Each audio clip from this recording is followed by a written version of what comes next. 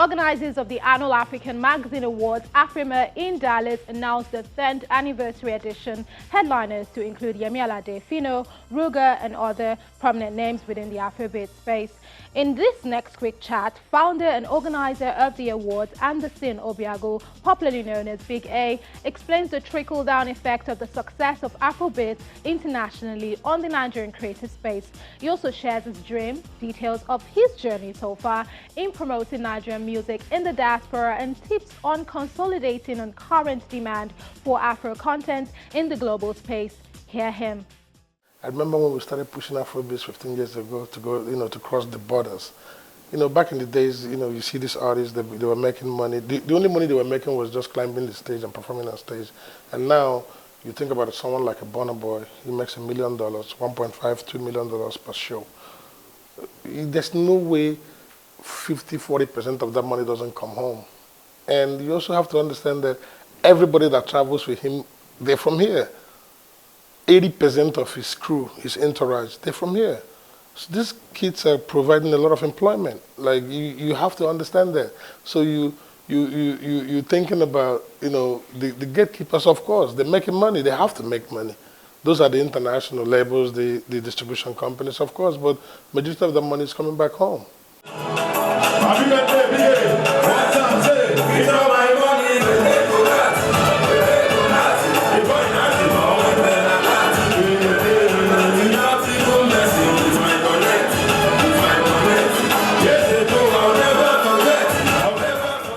I remember back in the days, 15 years ago, we bring a big artist like P-Square to Dallas or to New York, and then you try to take them to the radio station, and the radio station will tell you, oh, we can do the interviews, but we're not going to play it on the radio, or we're not going to play it live on TV, but they can record it and now put it on their website, and then now tell your artist to go promote that the interview they did is on the website, on the radio or TV station's website. But now, AFRIMMA is 2 months away. Now I'm already getting, emails, phone calls from radio, TV stations across America, asking who's going to be here. They would like to get access to them, to interview them and stuff. So we've made a tremendous, we've seen success, a lot of success. The motive was simple. It was just, Africa to the world, pushing our culture, music, heritage, whatever we have to offer here in Africa, and just getting the world to look into Africa to see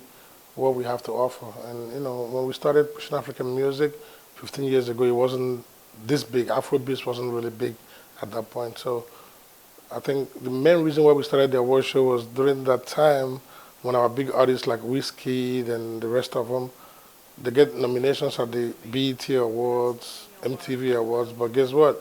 They give them the awards at the pre-show. That was like in the morning before the main event in the evening. It's like backstage, no audience, nothing. And then that was the same year that Wizkid boycotted the BET Awards.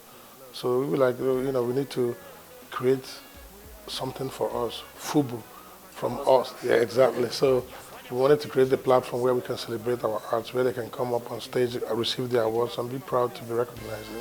Now we there, yeah.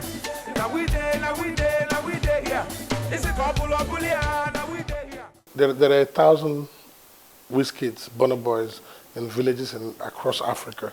So if we want to tap into those talents, let them do stuff about helping groom those artists. Teach them on, train them on how to produce their songs, market their songs, train them, educate them on intellectual property and stuff like that.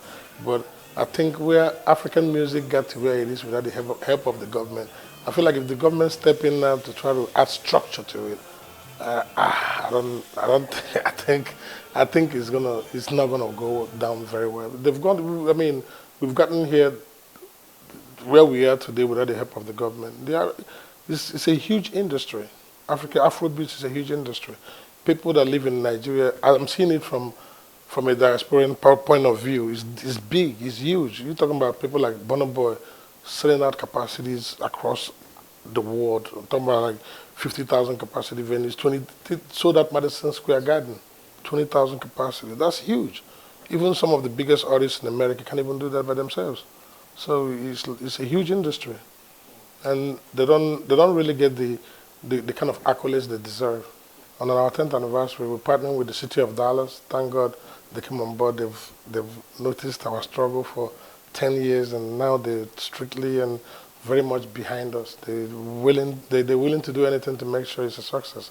So you're going to see, just like we've always had the biggest artists across Africa, you're going to see the whole weekend is full of just celebrating Africa. I call it the weekend in Africa, from the fashion to the food to the music to the earth, just everything Africa. A weekend in Africa in Dallas.